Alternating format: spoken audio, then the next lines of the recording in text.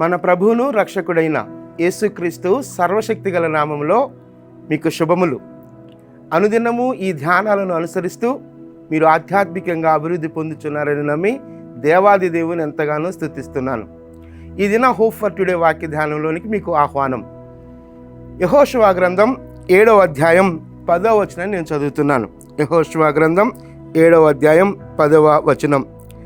యెహోవా యెహోషువతో ఇట్లనెను, లెమ్ము, నీవేళ ఇక్కడ ముఖము నేల మోపుకొందువు.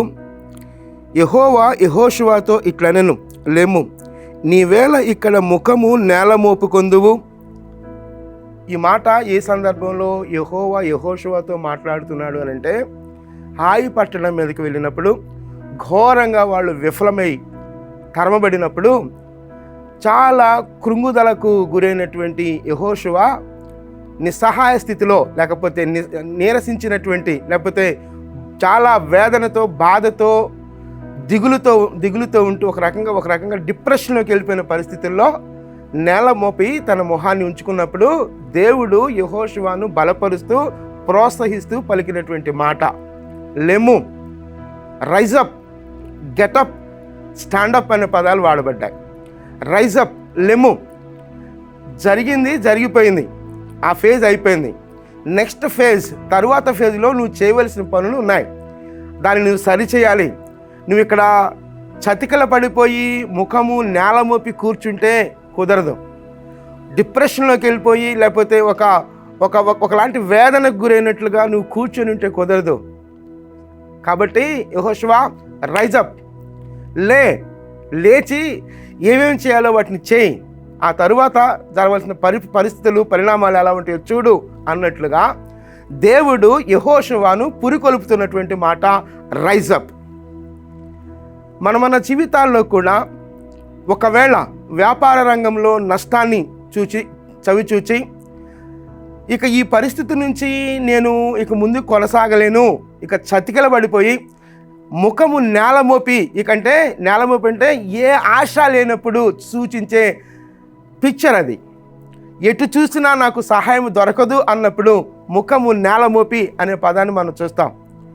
ఇక నాకు ఏ ఆశ లేదు, నేను ఇక ఎటు ముందు కొనసాగలేను అనేటువంటి దుర్భరమైన పరిస్థితి ఉన్నట్లయితే, ఒకవేళ నా ఉద్యోగ ప్రయత్నం కావచ్చు, లేకపోతే నీ కెరియర్లో ప్రయత్నాలు చేసి విఫలం చెంది ఇక నాకు సహాయం రాదు అని నేల మోపిన ముఖం కలిగినట్లయితే, నిరాశ నిస్పృహ గురై ఒకలాంటి డిప్రెషన్లోకి వెళ్ళినట్లయితే, ఇదిగో దేవుడు ఈ సమయంలో నీతోనే మాట్లాడుతున్న మాట ఏంటంటే రైజప్.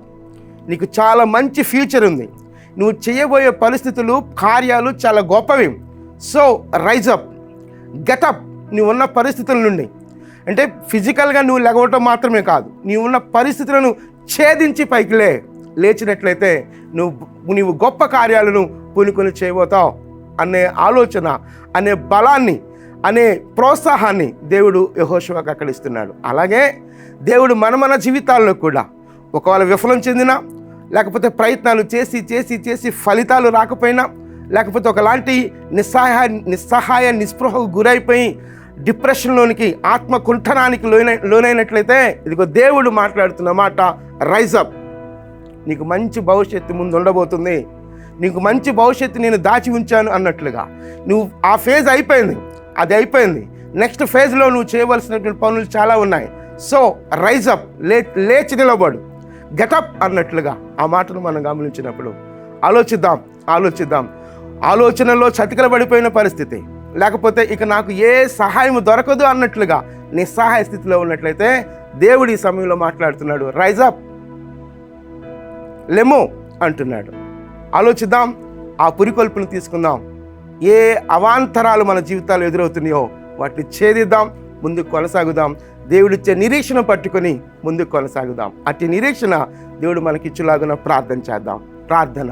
మహోన్నతుడా, జీవము కలిగిన దేవా, మీ గొప్ప కనికరాన్ని బట్టి మీకు స్తోత్రాలు చెల్లిస్తున్నాం ప్రభువా. యెహోషువను మీరు పురికొల్పుతున్న మాటను మేము జ్ఞాపం చేసుకున్నాం.